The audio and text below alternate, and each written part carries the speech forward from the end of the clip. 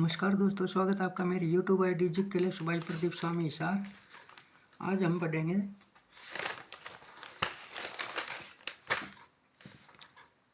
जो ये सीईटी का जो एग्ज़ाम हुआ था 2025 में इवनिंग शिफ्ट में दूसरे दिन, वो है ये पेपर। इसके हमने 70 क्वेश्चन पढ़ चुके हैं, 2 पार्ट में, फर्स्ट और सेकंड पार्ट में। और ये थर्ड जो है 30 से लेके 70 से लेके 100 तक क्वेश्चन, 30 क्वेश्चन ये इस पार्ट में पढ़ेंगे, थर्ड पार्ट में। तो आप ध्यान से पढ़ते रहें। क्वेश्चन करते हैं।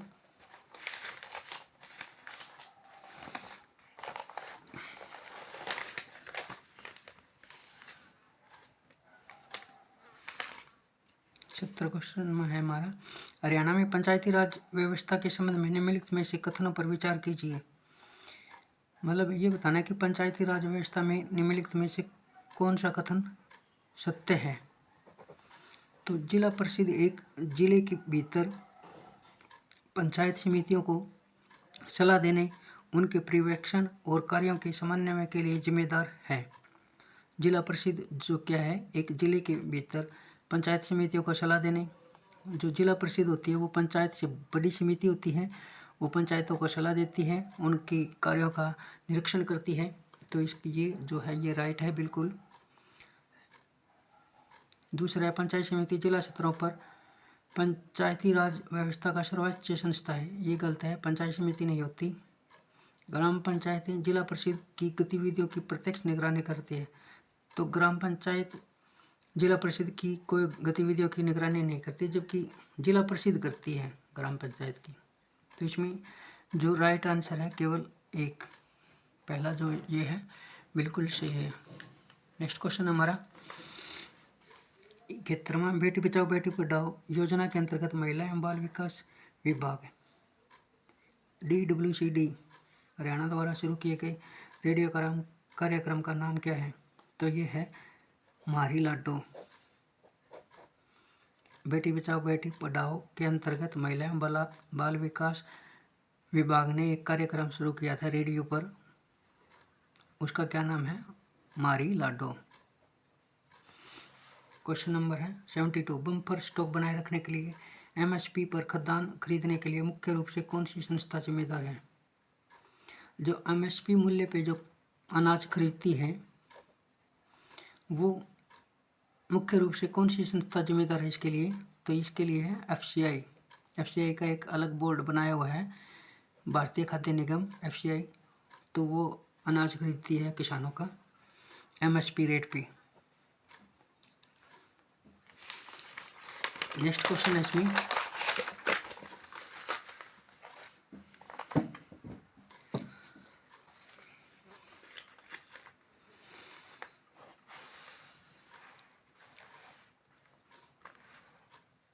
73, निम्नलिखित में से कौन सा कथन गलत है, गलत बताना है हमें।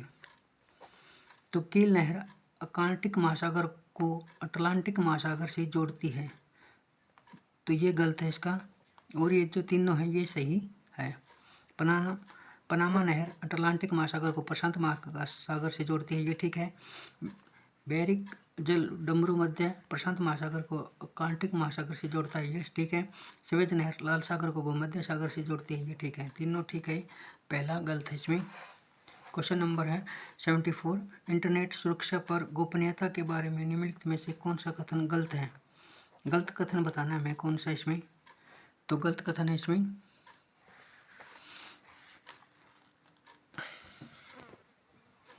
सार्वजनिक वाईफाई नेटवर्क आमतौर पर ऑनलाइन गतिविधियों के लिए सुरक्षित होते हैं, ये गलत है इसमें। बाकी जो ये तीनों हैं ये ठीक है, A option, B option, C option. अपने ब्राउज़र के कैश को खाली करने के से कुछ डिस्क स्थान खाली करने में मदद मिल सकती है, ये सही है। HTTPS ब्राउज़र के लिए एक सुरक्षित कनेक्शन को इंगित करता है, ये भी ठीक है। VPN का उपयोग सार्वजनिक वाईफाई नेटवर्क पर सुरक्षा बढ़ा सकता है, ये भी ठीक है। क्वेश्चन नंबर 75, 2024 की शुरुआत में किस भारतीय शहर में देश की पहली अंडर वाटर मेट्रो लाइन शुरू हुई। मतलब ये क्या है, अंडर वाटर है, जैसे समुद्र है पूरा, समुद्र में जो नीचे अंडरग्राउंड जो ट्रेन चलती है वो सबसे पहले कब शुरू हुई थी, वो हुई थी 2024 की शुरुआत में किस शहर में हुई थी, तो कोलकाता शहर में हुई थी। नेक्स्ट क्वेश्चन करते हैं हम, ये आगे इंग्लिश के क्वेश्चन आ गए। अब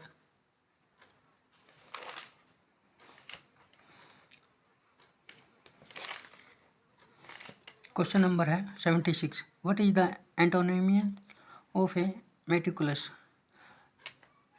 एंटोनिमी क्या होते हैं, ये होते हैं विपरीतार्थक शब्द। विपरी जो है विपरीतार्थक शब्द, ये क्या है एंटोनोमी। तो मेटिकुलस का आएगा स्लोपी, मेटिकुलस का क्या आएगा विपरीतार्थक शब्द स्लोपी। 77 है, in which sequence should the following parts be arrange to from a proper sentence. इसमें प्रॉपर सेंटेंस में लगाना है तो सबसे पहले आएगा सब्जेक्ट, फिर आएगी वर्ब, फिर आएगी ऑब्जेक्ट। तो सब्जेक्ट कौन सा इसमें दे, फिर वर्ब कौन से रिच्ड, सेकंड पार्ट आएगा, फिर ऑब्जेक्ट क्या है द स्टेशन बिफोर नॉन। तो पहले आएगा चौथा, फिर आएगा दूसरा, फिर आएगा पहला, तीसरा। डी ऑप्शन इसका बिल्कुल राइट है, पहला आएगा चौथा, फिर आएगा दूसरा reached, they reached the station before noon. तो ये आएगा इसका चौथा, दूसरा, पहला और तीसरा, ये राइट है। क्वेश्चन नंबर है 78, identify which part of the following sentence has an error. इसमें एरर बताना है हमें कौन से में है, तो इसमें एरर है सेकंड पार्ट में, have submitted.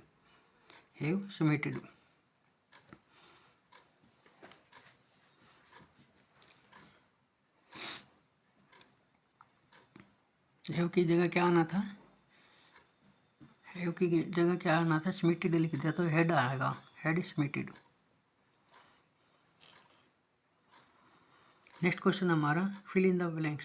As the plane dash through the turbulence passenger dash the there stumbled together the captain's calm voice reassured everyone. तो इसमें आएगा पहला आएगा फ्लू फर्स्ट एंड, पहले में आएगा फ्लू, इसमें आएगा फ्लू और इसमें फर्स्ट एंड,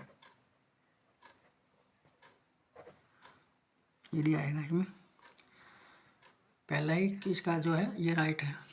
नेक्स्ट क्वेश्चन हमारा 80 का क्या आएगा,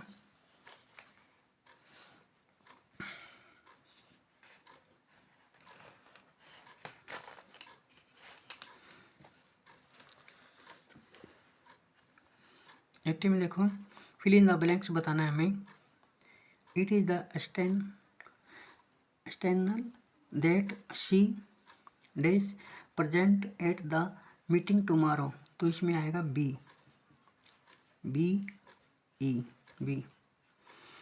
81 का है, what is the synonyms of A ancient. Ancient का सिनोनिम्स बताना है समार्थक शब्द, समार्थक शब्द मतलब समान अर्थ देने वाले। एनिसेंट का क्या है समानार्थक, ओल्ड।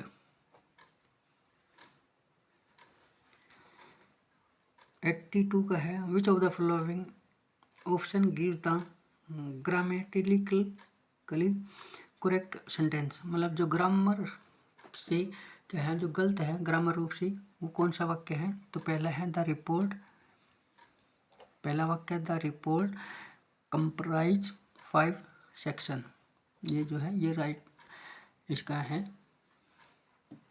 इसमें क्या है व्याकरण रूप से ये गलत है। 83 का है, fill in the blanks, fill by the time we got there the train, क्या आएगा यहाँ पे हेड लेफ्ट। यदि वर्ब की पहले दूसरी फॉर्म है तो हमें लगाना है हेड प्लस वर्ब की थ्री फॉर्म। यदि हेड प्लस वर्ब की 3 फॉर्म शुरू में दी हुई है तो नेक्स्ट में क्या लगाना है वर्ब की दूसरी फॉर्म। तो इसमें दी हुई है पहले ही वर्ब की दूसरी फॉर्म, तो इस यहाँ क्या लगेगा हेड प्लस तीसरी फॉर्म, हेड लेफ्ट। बी आएगा इसका। 84 का है which of the following describe a person who does not believe in the existence of God. तो इसका आएगा मतलब जो भगवान में विश्वास नहीं करते, डज नॉट, जो भगवान में विश्वास नहीं करते उसे क्या कहते हैं? एथेस्टिक। उसे क्या कहते हैं? एथेस्टिक। विश्वास नहीं करते उसे कहते हैं एथेस्टिक, और जो विश्वास करते हैं उसे थेस्ट। जो विश्वास करते हैं भगवान में उसे कहते हैं थीस्ट, जो विश्वास नहीं करते उसे एथेस्टिक। तो इसमें पूछा है जो विश्वास नहीं करते तो एथेस्ट आएगा, ए आएगा इसका आंसर। 85 का है fill in the blanks. They were finally able to days after a long disagreement. तो इसमें आएगा बी आंसर है इसका right answer, bury the access.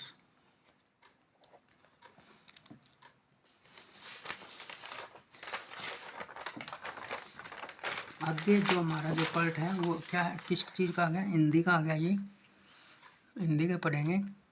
86 निम्नलिखित में से अयोगवाह है अंग और अह। अंग और अह क्या है? अयोगवाह शब्द है। जैसे अंग और अह, ये अयोगवाह है। अयोगवाह पूछा है कौन कौन से शब्द होते हैं? अंग और अह। नेक्स्ट क्वेश्चन है सतुल का विलोम शब्द है। सतुल क्या होता है? सतुल का होता है बहुत बड़ा। सतुल का क्या अर्थ होता है? बहुत बड़ा। और इसका विलोम बताना है छोटा, सूक्ष्म। सी आंसर आएगा। राइट आंसर इसका सी होगा, सूक्ष्म। सूक्ष्म का क्या अर्थ होता है? बहुत छोटा। 88 का है वागीश शब्द का संधि विच्छेद है वाक प्लस ईश, डी। वाक प्लस ईश, वागीश, डी आंसर है इसका। वागीश में कौन सी है? वाक प्लस ईश, व्यंजन संधि है इसमें। 89 का है यदि तुम पैसे दो तो मैं चलूं। इसमें कौन किस प्रकार का वाक्य है? यह संकेतार्थक वाक्य। संदेहार्थक वाक्य नहीं हो सकता क्योंकि इसमें कोई संदेह नहीं है छिपा हुआ, और विस्मय बोधक भी नहीं है। विस्मय बोधक होता है मतलब एकदम आश्चर्य प्रकट करना, तो इसमें भी ऐसा भी कुछ नहीं है।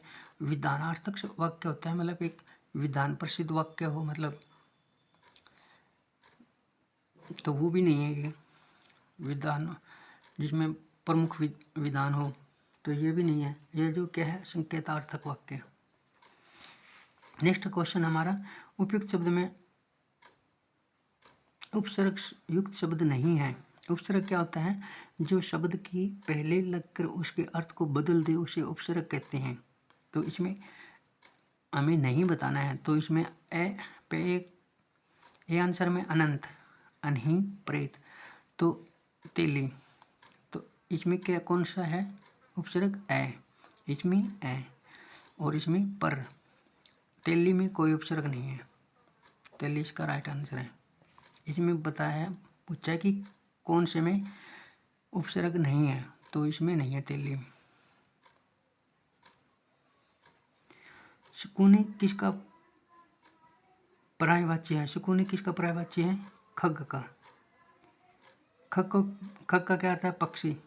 और शकुनी का भी क्या आता है? पक्षी। ये पर्यायवाची शब्द इसका।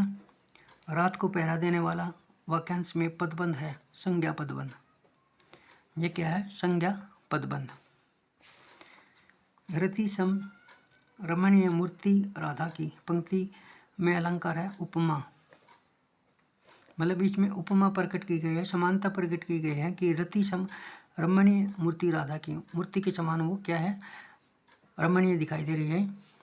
देखो इसमें यदि अनुप्रास अलंकार होता तो एक ही वर्ण की बार बार आवृत्ति होती, तो इसमें नहीं है। रूपक भी नहीं है, यमक भी नहीं है, उपमा है इसमें। मतलब इसमें समानता प्रकट की गई है किसके साथ? राधा के साथ। तो उपमा में समानता प्रकट की जाती है। नेक्स्ट क्वेश्चन हमारा ये बताना है इसमें गलत कौन सा है। इसमें उपयुक्त कथनों में से कौन से सही है? सही बताना है हमें कौन कौन से हैं। देखो पहले में क्या है? जिस वाक्य में एक उद्देश्य और एक विधेय हो उसे क्या कहते हैं? साधारण वाक्य कहते हैं, ना कि संयुक्त वाक्य।